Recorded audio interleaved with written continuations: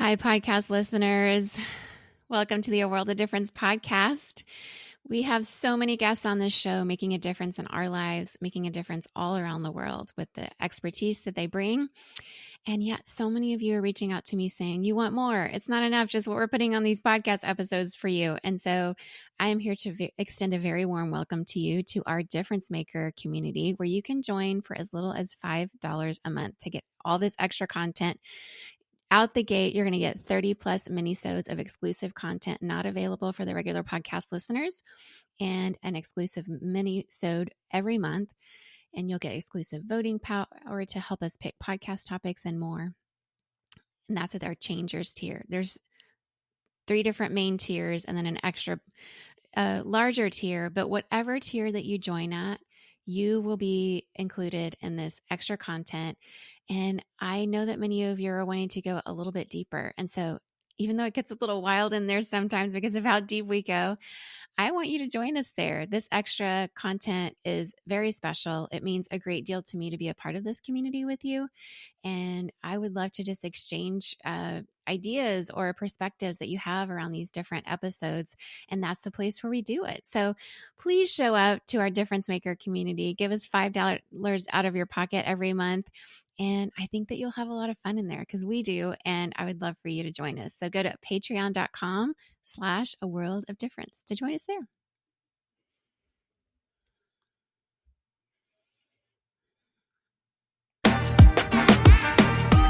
Welcome to the A World of Difference podcast. I'm Lori Adams Brown, and this is a podcast for those who are different and want to make a difference. We have a return guest on the show today, Sheila Wray Gregoire, one of our favorite Canadians and guests that's been on the show before. You may remember that she came on a few years ago as her book, The Great Sex Rescue, was just releasing.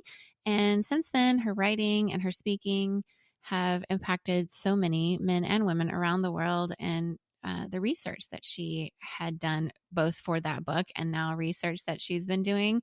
In her new book release, She Deserves Better.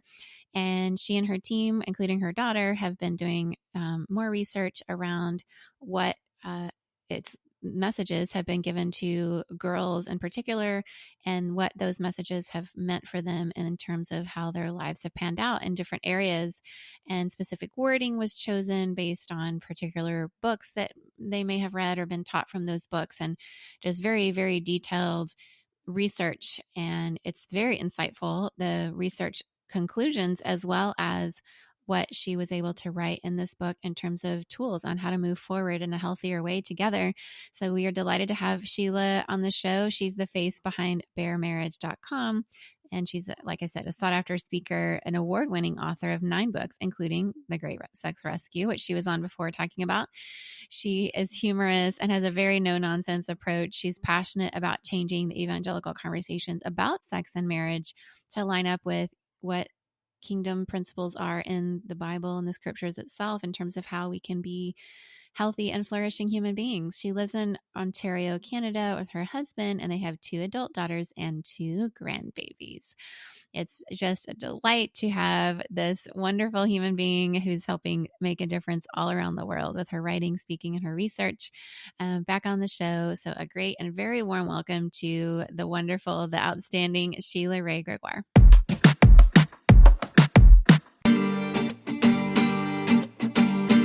Hi, Sheila. Welcome back to the A World of Difference podcast again. Thanks, Lori. Good to be here. Yes, it is good to see you. I know that since we last had you on the show, your book did incredibly well, The Great Sex Rescue, and we kind of had you on early on when that first was coming out. And now you're releasing another book, She Deserves Better, and it's doing really well. And I'm so excited for you, and I'm excited for people to hear about your book if they haven't. So how are you feeling about the book release right now?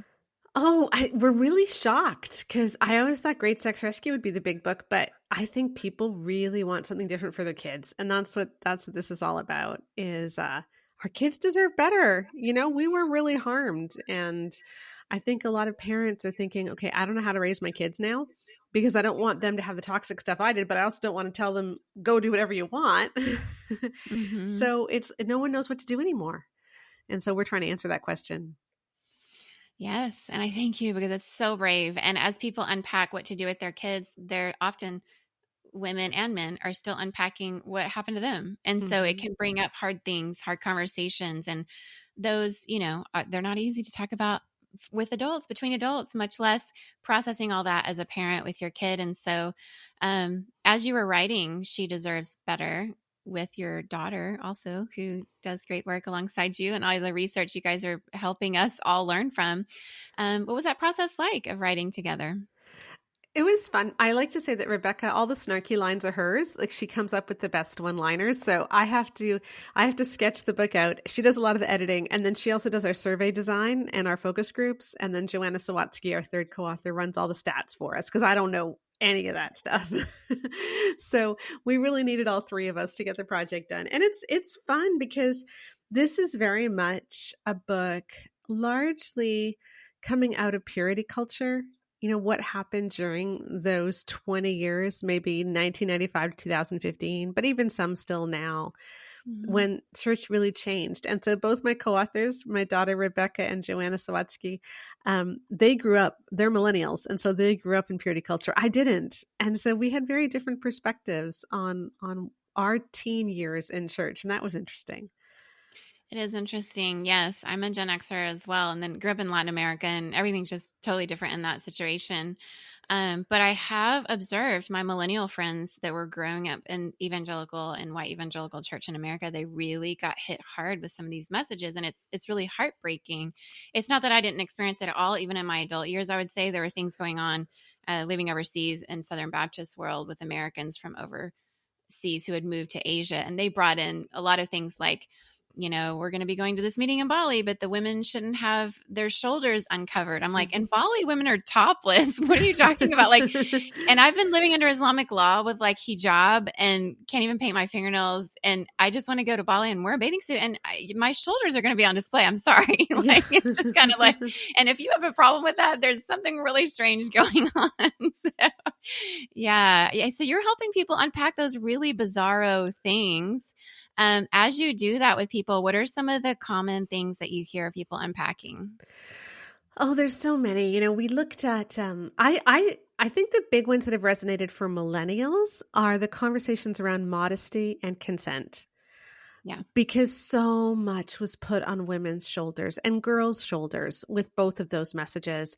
And I think it can be summed up. So what we did, we took 7,000 women and we surveyed them and we said, hey, did you ever believe these things when you were a teenager?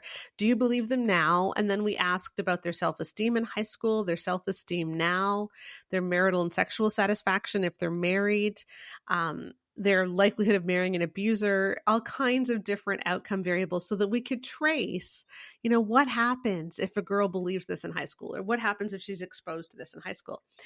And a lot of the messages really had to do with the fact that boys are dangerous and can't help themselves. And so girls, you need to be careful and you need to just control what the boys do and how they treat you. So for instance, ideas like boys are visual in a way that girls will never understand. A boy can't stop in a makeout situation, and so it's your responsibility to put the brakes on. Or a boy can't help but lust if you're dressed like you're trying to incite it. So these messages make it sound like you're never going to be able to experience real intimacy. Intimacy is a pipe dream. All men around you will always objectify you because that is all they care about. And you put that on these little girls, and all you're telling them is this world is never going to be a safe place for you, ever. Yeah. It's abuse culture, really. I mean, Mm-hmm. I've seen people unpack it in that way, more experts on what like abuse culture looks like, and cultures that inherently in the system don't allow consent, or encourage it or provide a way, right? And so it ends up when you have a situation like that. And I'm thinking of the SBC, right? As I always say, the denomination that raised me to know Jesus, and I'm very grateful for, but at least in the U.S. context in particular, is the Department of Justice is having to get involved because there were systems within it where it's like, oh, well, we just don't talk about that. Or Mm-hmm. a way a girl would end up blaming herself if something happened. It's like, well, what did you do? like, you come and you say, this happened to me, to somebody in the church. It's like, well, what were you wearing? Or what did you say? Or were you in the wrong place? Or you shouldn't have done this or that. And when cultures are already like that, and then you have like this whole intense couple of decades of purity culture books being written in youth groups and youth camps. And that's just, it's so, astronomically difficult. So in your book, as you were writing this, how did you sort of navigate, and what kind of information are you giving people in terms of how they can do better together in this whole conversation? Well, one of the big things we wanted to show people is, okay, what are the outcomes of these common teachings? And then we showed them where the teachings were. Like, we gave examples. So here, let me give you a good one about consent. Shanti Feldon, in her book For Young Women Only, she asked a bunch of survey questions to boys. So I'm about to give you a stat. I do not believe this stat is correct. I think that her survey questions were very badly written. The possible answers the boys could choose from were very badly written. And then her analysis of the results was very bad. So I'm going to tell you something. It's not true. But what she told her readers was that 82% of boys felt either little ability or little responsibility to stop in a makeout situation. And her conclusion that she put in a nice big bubble and bolded it was, if you want to stop, it's safest to not even start. Now, 100% of boys have the ability to stop. Yes. 100%. Yes. How can you tell girls that 82% of boys have little ability to stop in a makeout situation? That is straight up rape culture. Yeah, it is. But when we believe this about men, and this is what has largely been taught in evangelical circles, the idea of every man's battle, lust is every man's battle. Men have this insatiable sex drive, where we equate the objectification of women with male sexuality. Then when a guy does something to a girl, it obviously must have been her fault, because he can't act any other way. That would be acting against his maleness, and God made him male. So isn't this wonderful that God made him this way? And so you, as the girl, were created to help protect him from himself. Yeah. And that's what was put on girls. And we talked to so many girls, well, women now in our focus groups, who said they didn't know they had been date raped for a decade or two because they had listened to these messages and they thought, well, I consented to kissing, so what did I expect? It's victim blaming in the system. They don't even have to victim blame them after, because they're going to do that inherently because of how it's already been scripted for them, right? Mm-hmm. It's so heartbreaking, which is why it's so important that you just speak the truth out loud. But I know that when you've spoken the truth out loud, it has not gone well, as it often does not for women. They just would like to keep us small and silent and nice and sweet over in the corner. And when we do that, we watch these things happening, and there's something about the Holy Spirit and our giftings that it rises up in us, and we just have to say something. And so I'm so glad that you have, but that's turned out to be, I know that Shanti Feldon in particular has made comments on a podcast recently, insinuating that it's this Twitter mob out to get celebrity pastors, when, just reasonable pushback on a theological difference or a philosophical difference that could be dangerous is being voiced in a very appropriate way that you have done. But how do you respond to that type of narrative? Yeah, so what she was saying on the Theology in the Raw podcast, and she never actually named me, but I know that I know this is about me. I was on the same podcast 2 weeks ago, and I had named her and given some of the quotes from her book For Young Women Only, and she and I have had a big back and forth in emails behind the scenes. She's written a statement about me. So much of what she was saying had to do with me. And her point was that in Jesus, we should all be loving one another, and we should be going to one another privately, not publicly, because that isn't kind. And we need to remember that everyone deserves love. So yes, the victims deserve love, but so does the pastor, and so do the authors, and we should be treating people accordingly. I find this very difficult because she never admitted that she did harm and that other authors have done harm. This is not a question of a difference of opinion. Right. That's the whole point of what we did, both in Great Sex Rescue and in She Deserves Better. We did surveys. Okay, so 20,000 women for Great Sex Rescue, 7,000 women for She Deserves Better. And we can now quantify what happens when people believe the things she taught. In fact, in She Deserves Better, we actually used her wording in some of our survey questions for beliefs, because she criticized us in Great Sex Rescue, saying she never taught what the things that we were critiquing her for, because a word or two was off. And so we used her actual wording in the survey so that we couldn't get that critique. And it was devastating. You know, the things that she taught, for instance, the modesty messages that she taught. If you believe that all boys are visual in a way that girls will never understand, you have a 52% higher rate of experiencing vaginismus, higher chance of experiencing vaginismus as an adult, which is a really bad sexual dysfunction disorder, which makes intercourse very painful, if not impossible. You have a 68% higher chance of marrying an abuser. You have a 30% higher chance of having low self-esteem long-term, if you believe this as a teenager, even if you don't believe it today. So this stuff has lifelong impacts. Yeah. And for her not to acknowledge that and just act like this is just a difference of opinion is not okay, because this is real harm. She has sold millions of books and she's done real harm. And there was no humility. And to say that it's just a Twitter mob coming after her and that we should all just go privately, I find that really ironic, because she was saying this while she was on an extremely large podcast. So she is able to get on a very large podcast in order to shape the narrative. Yeah. If you, as a woman, read for women only and were traumatized by her depictions of men's propensity to lust, what recourse do you have except Twitter or except social media? Right. Because she's in her book, Through a Man's Eyes, she actually records stories of people coming to her privately, and she ignored them. She said that they just didn't get it. And so now she's writing a whole other book about the same thing to double down.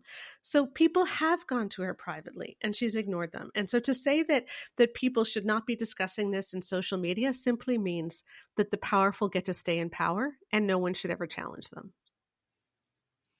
That's not Jesus. That's not the one we follow. I mean, we look at what he was doing, and his harshest words were from some of the religious, powerful people, and the people on the margins, the people who had to access him through Twitter on a DM, right? Were the ones he was like, you know, they're tagging his robe because they've been bleeding for 12 years. And he notices among the crowd that he could have been a celebrity pastor of, but he rejected that, right? And so it's kind of bizarro to think about it in terms of following Jesus in that way. And yet I know that psychologically it has to be really difficult to admit we don't like admitting we're wrong. I mean, human beings, we don't like that. It takes a great deal of deep work and humility on our part to do that. And certainly to do it on a grand scale of having sold that many books and having a career built on that message. And yet we've seen people do that. And it's remarkable when it happens, so that we have good examples of people who've been like, you know what, pull my book because I was wrong, or let me rewrite it. I've done that. I've pulled two books. I've rewritten two books. I took down, my blog had 3,000 blog posts, and I switched servers, I switched domains, and I deleted 1,500 posts. Yeah, exactly. Mm-hmm. And you know what? It isn't that. I actually didn't find it that hard. No. And people appreciated it. They do, because we're human. We can be wrong. It's okay. Yeah. Great scholars also find new information. And when you have new information, then you're like, oh, guess what? I should change this because now I know better. Mm-hmm. But to act like you have all the answers and that you're infallible, well, that's reserved for only one. And we worship that one. And it's not a human, right? And I think the reason that we've done so many studies and done this really in a data-driven way is because there have been so many debates about this, but they've mostly been theological debates. Yeah. Over the years. What is the correct marriage teaching? Can you divorce for abuse? How should we talk about sex? And when things are only in the theological realm, it's hard to make progress because people can just say, well, your interpretation of the Bible is wrong, or you just don't believe the Bible. And so our idea is, you know what, let's just take Jesus at his word. Jesus said that a good tree can't bear bad fruit and a bad tree Mm-hmm. can't bear good fruit. And so you can recognize things by their fruit. So we thought, okay, if these teachings are so great, then they should stand up to scrutiny. They should. And over again, what we found is that the big things that are taught in evangelical circles about sex, about gender relations, about power in marriage, they don't stand up. They bear No, really bad fruit because it's they not do. based in Jesus. Yeah. Yeah. And, case in point, another controversial thing that's happened on Twitter in the last little bit is the Josh Butler article out of the Gospel Coalition. And similar situation, right? I mean, it's also, I've not been someone who's experienced sexual assault. But when I read, I didn't read the whole article, as I don't think it's probably a good idea for me to do that.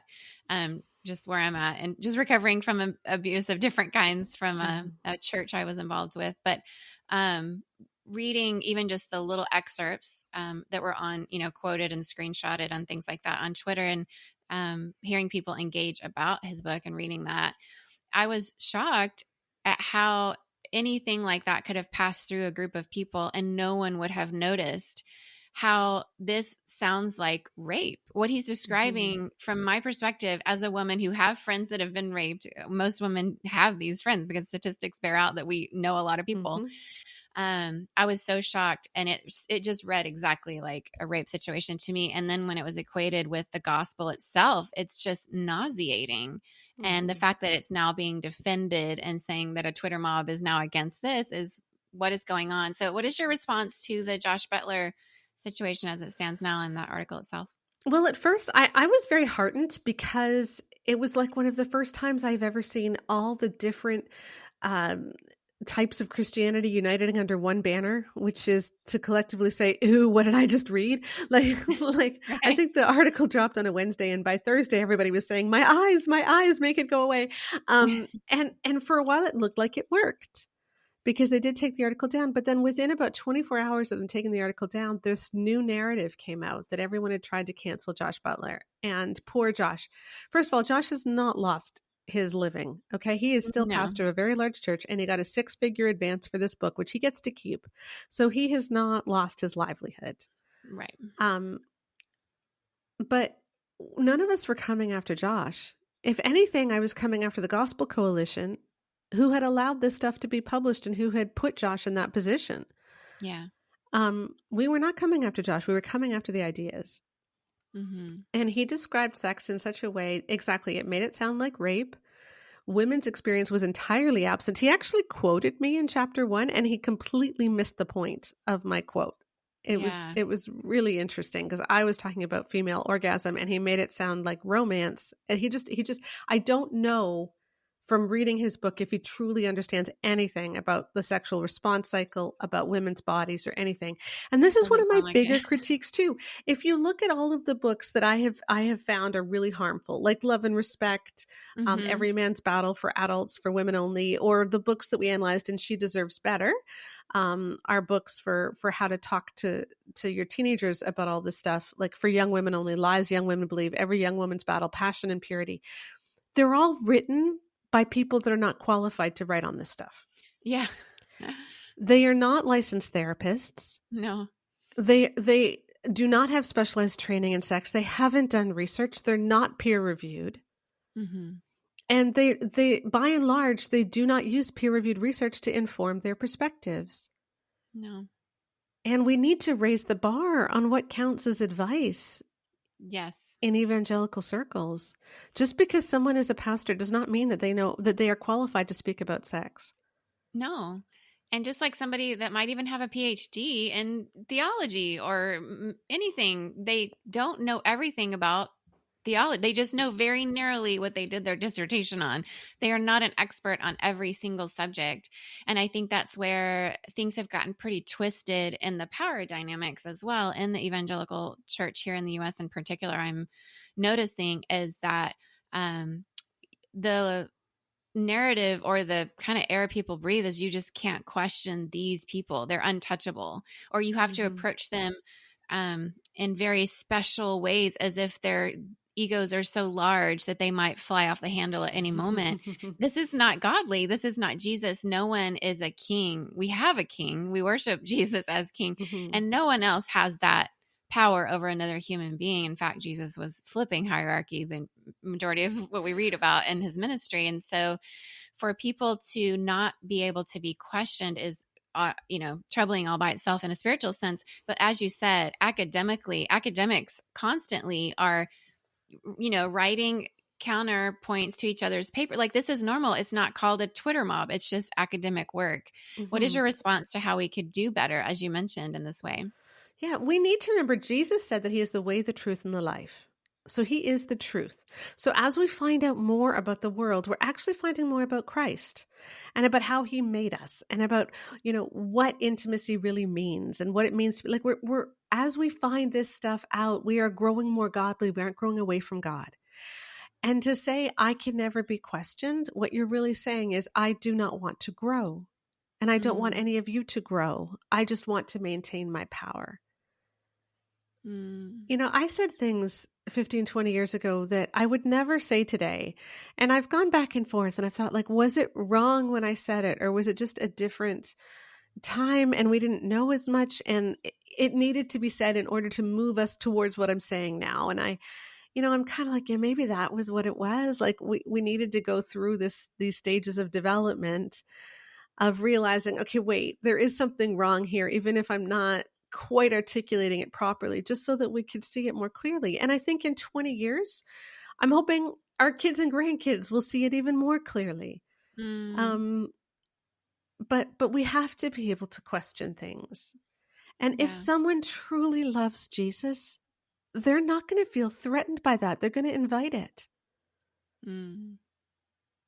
Yeah, absolutely.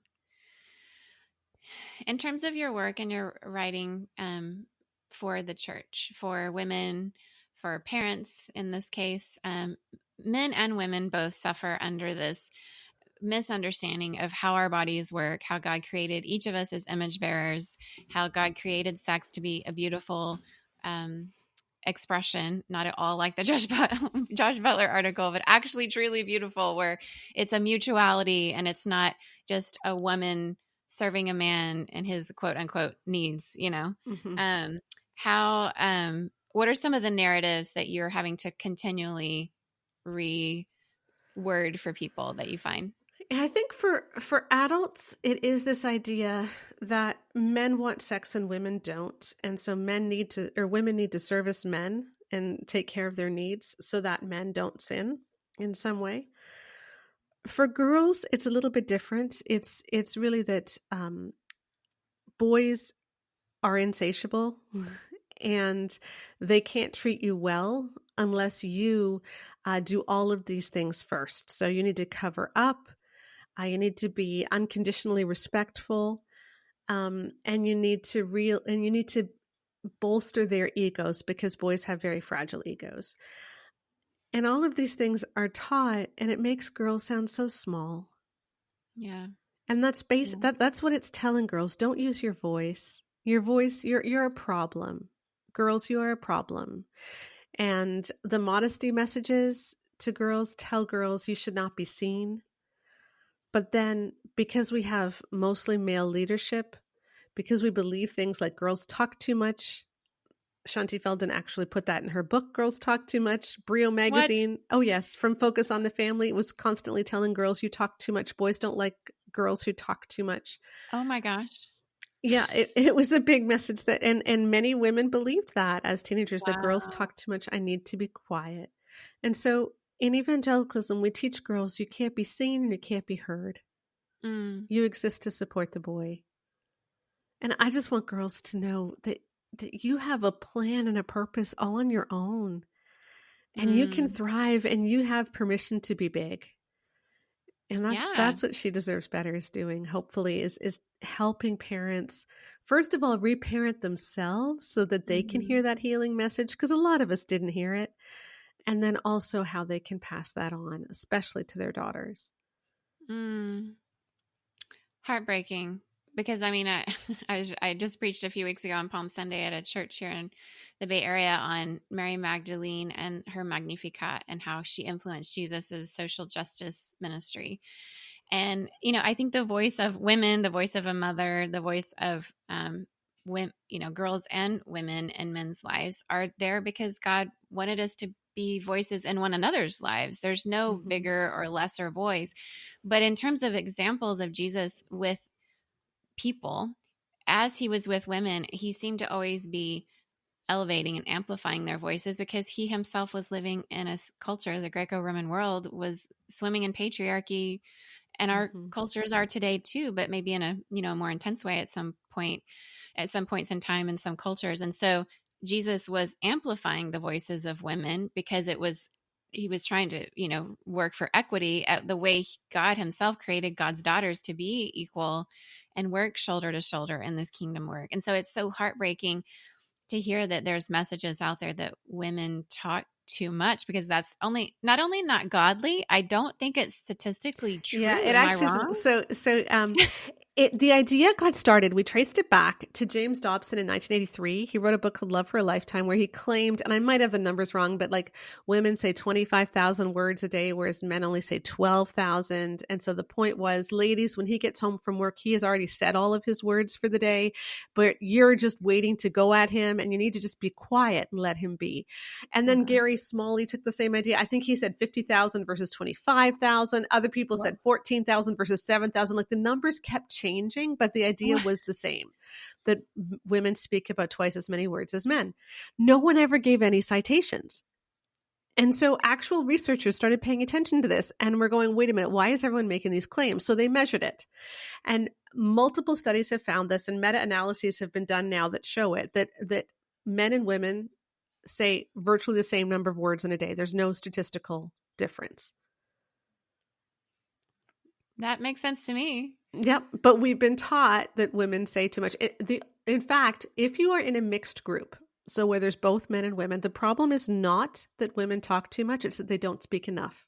Yes. So unless there are 80% female in that group, women will not say their fair share. Men will speak more than they should. That resonates. Mm-hmm. And I wonder if a woman does speak equal to a man in that group, if it makes certain men, kind of more of the narcissistic type men, a little bit uncomfortable. Well, yeah, other studies have found that if women speak 30% of the time, men estimate that they speak the majority of the time. I've read research about this. Yes. Yeah. How it's all about perception, because you're almost used to, in situations like that, I think, as a man being the one speaking more. And so, yes, I've read that statistic too. And since I work in business, like you see that kind of thing here and there, but we're working on it in places like Silicon Valley. Like we have diversity, equity, and inclusion conversations. We're talking about women at work. There's all these, events like Microsoft Women. We're all trying to work on these kind of things. And what's sad is in my experience here in the largely white evangelical church in North America has been that is largely absent, or at least if it exists, it's such a slow, uninformed process that feels like it's never going to get there, because it's still dealing with these very low level issues. Like equity seems so far out of the imagination. It's like almost, the SBC is still fighting over women. Can they even preach or be pastors? We're not even at the point of trying to be fully equitable as God's daughters in the church. And so, although this conversation is largely around like the sexual experience and these messages, I think so much of it goes together of where power lies, where voice and agency lie. And so what are some things that you would say to parents as they are, like you said, your book is largely about how they can have these conversations. It's not that we're just throwing everything out and saying, whatever you want to do is fine. Mm-hmm. What are some tips you're giving parents? Yeah. So in the book, we certainly cover consent and modesty, but we also cover this idea of how you can raise up your daughter's voice, how you can help her trust her feelings. Because girls have constantly been told, the heart is deceitful and wicked above all things. You need to stand on faith, not feelings. You need to be nice. Jesus gave up everything for you. You need to let other people do what they want and not stand up for yourself because that's selfish. And these are the kinds of messages our girls hear. We're also constantly told, women are easily deceived. There's a whole book series on that, Lies Women Believe, Lies Young Women Believe, about how women are especially susceptible to believing lies. That's not actually true. Research has showed the opposite, that women are more likely to be, first of all, to not be heretical in our beliefs as Christians. So women are more likely to hold on to the fundamentals. We're more likely to go to church in general. And we are less likely to be duped in financial schemes. But because people think that we are more easily deceived, we're more likely to be victimized. So we're more likely people are more likely to try to victimize women. So it's all just a big mess. And the church has taught our girls that because he needs to be a leader, as a teenager, you need to practice letting boys lead. You need to defer to boys. Shanti Feldon says that we need to give boys unconditional respect, which means you get complimenting them, affirming them, even if they haven't done anything worth affirming. You need to call out the best in them, et cetera, et cetera. And then she has this great line where, if you're wondering if you've crossed the disrespect line, look for anger. Oh gosh. So she's telling teenage girls, she's telling your 15-year-old daughter that if a boy is angry at you, it's probably because she's disrespected him. Dear Lord, that's so victim blaming. It is. It's atrocious. But this is what has been taught, and we need to undo it. And often it doesn't come from parents. Like, you could be the best parent in the world, but most of these messages are taught in youth groups. They're on Instagram channels. They're social media influencers. The pop stars they listen to, like, they don't always hear it from you. So you could be really healthy, but if this is what they're hearing in a youth group, and youth groups are usually run by a guy who's in his early 20s and often has very little life experience, hasn't worked outside a church situation, has very little experience of women being valued, then what is it that your daughter's going to hear? Nothing that's going to help her flourish and be who God wants her to be, and be able to trust herself, like you said, trust her body to speak to her, and trust her, the Holy Spirit in her, right? Because if she's being taught to respect all teenage boys in ways that if they get angry, it's her fault, that is a setup for a lifetime of pain and suffering, and not just the sadness of her being small and, quenching the Holy Spirit's gift to help her let her light shine and not hide it under the bush, like the little song we're taught, right? But also it's just, it's setting her up in her relationships to blame herself, victim blame her, to, the DARVO, the whole deny, accuse, reverse victim offender situation that we see so often, like that's embedded in the system, right? And so it's a setup for if she is around an abusive boy or man, that she's so easily groomed. Why would we want to create a situation where girls are easily groomed? We wouldn't, right? So yeah, tell us some more about how we can do a better job, both as parents and maybe aunties and uncles that have influence on these teenage boys and girls, or the youth group leaders that we know. How can we be influential? Well, and I want to say many youth group leaders are wonderful, but yeah, of course. as parents, we need to get to know what is being taught in youth group. Don't just assume because this church is amazing, because this church is huge, because this church has so many youth leaders on staff that is going to be healthy.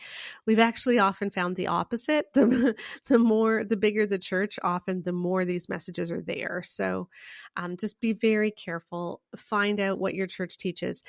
Anything your church believes about gender, it will be exponentially worse in youth group, because even if gender stuff is not talked about largely in adult church, in youth group, the majority of what they talk about is relationships. So the majority of it is about sex and gender. So whatever your church believes, it will be exponential given to the youth. I think if I can give one piece of advice to parents, it's this: cultivate a dynamic in your family where your teenagers can disagree with you. Because if your daughter especially can disagree with you, then she's going to be able to disagree when she's in a toxic work situation. She's going to be able to disagree if she's in an abusive relationship, and she might even get out of it faster. When you Mm-hmm. tell her your voice matters and you won't be penalized for using your voice. Now, I might not go along with what you say, but I'm not going to punish you for saying it. And I'm Yeah. so, if you don't think that we should do this as a family and we think we should, we might still do it, but we're going to validate your feelings and we're going to talk about maybe how we can compromise in another way. Like you are allowed to have your own thoughts because too often in the church, we have taught parents that children need to obey unquestioningly.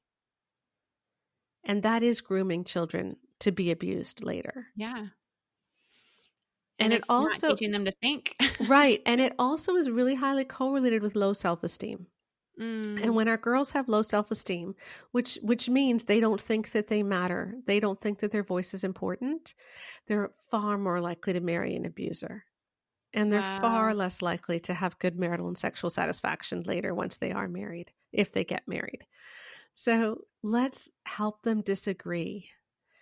And when we start to do that, then we can have these conversations about how to spot red flags in systems, in people, so they know how to keep themselves safe.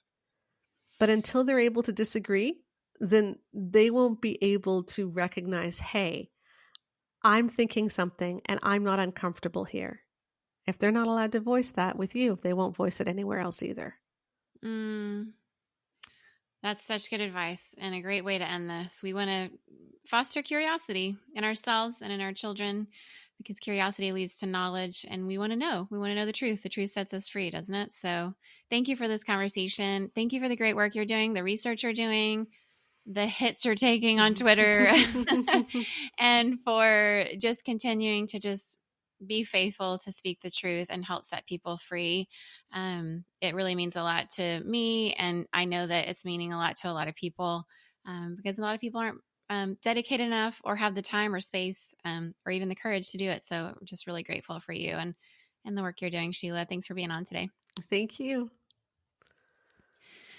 I hope that however you came into this podcast with whatever you thought we were going to talk about and whatever you were hoping to learn or gain or just curious about, that you're leaving with some more knowledge about facts and around both sexuality and ways that we can give words that are powerful to our daughters and our sons about what it's like to live and express a healthy sexuality and not create rape culture, abusive cultures, victim blaming cultures, or contribute to Darvo in any way in our faith based environments. But even if you're listening to this and you're not involved in a faith based environment, because I know many of you on the show maybe used to be and have a faith background and no longer do, or that's just not something you grew up with. Either way, this conversation is really insightful because as human beings, we all have, a sexual expression of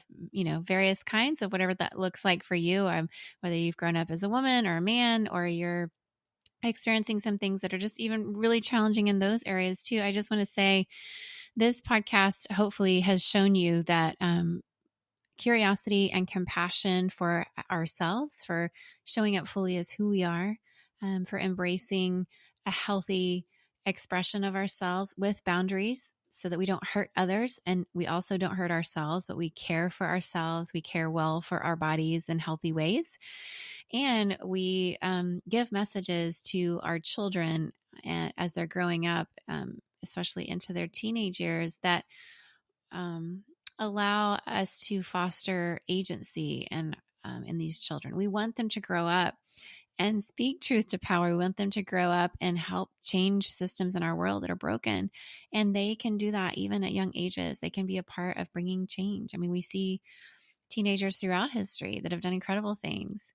In fact, I preached just recently on Mary, the mother of Jesus, and how she would have been in her teenage years when she was given the opportunity to say yes to carrying, Jesus. And that was a hard road, a brave road for a woman in her situation. In any situation, to be a teenage unwed mother would be really hard. And yet, I think she was chosen because she had that in her, that courage. And she was given the opportunity.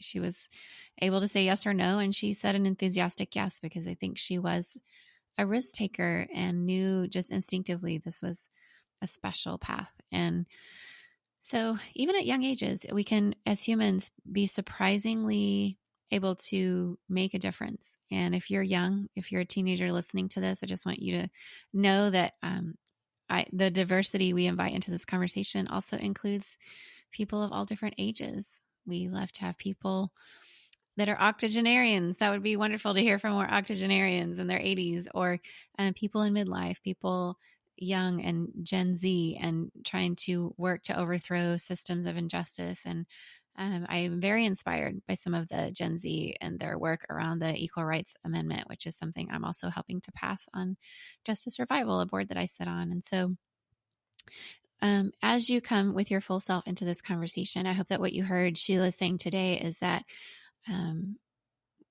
facts and knowledge and good research, it serves us well. And so spreading that information far and wide can really prevent others from being harmed and from living lives of, just barely surviving or not surviving. We want human beings to flourish. And that's what we're working toward here on this podcast, together with our differences, making a difference. So thank you for showing up today, listening to this. I'd love to hear your thoughts, whether you just thought the whole thing was just nonsense or whether you resonated with every single word, or whether you were somewhere in between.